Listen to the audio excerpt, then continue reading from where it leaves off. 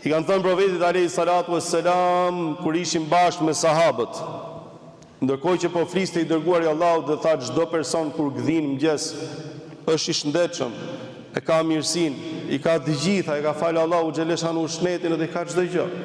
Duhet që të ndihmoj, duhet të bëj një sadaka. Thanoi dërguari i Allahut, e pyetën, po nëse nuk ka mundësi me ndihmu me bë sadaka, tha atëherë le të punoj, të marroj hallet e veta, gjithë nevojat e veta dhe pastaj çaj të prontë të japi sadaka.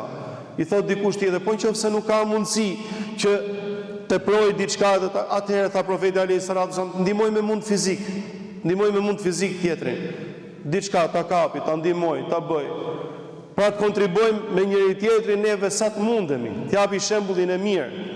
E nëse i dërguari i Allahut thot dikush, nuk mundet as me mund fizik, thot atëherë thot le thot fjalën e mirë. O besimtar, o dhe vëllezër dhe motra, që neve shife vin gradët duke zbrit dhe neve ku e gjejmë veten, a e gjejmë te në një nga këto gradët apo jemi ke gradët e fundit duke shkuar në fund fare?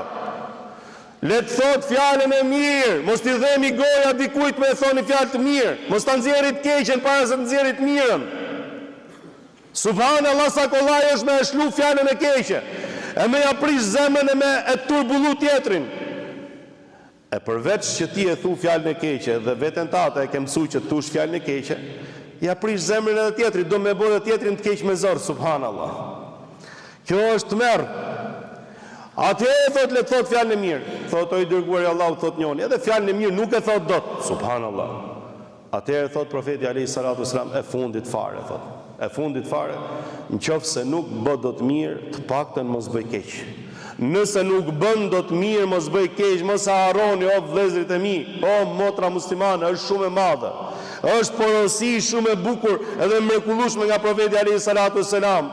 Siç është xheneti me grada, edhe veprat janë me grada, dikush do me arrit gradën më të lartë, dikush nuk dëshiron, po të paktën mos shkon në xhenem. Të paktën mos u bëj keq. Nuk do me bë mirë, rritë minimumi të paktën, po jo me bë keq, subhanallahu el-azim.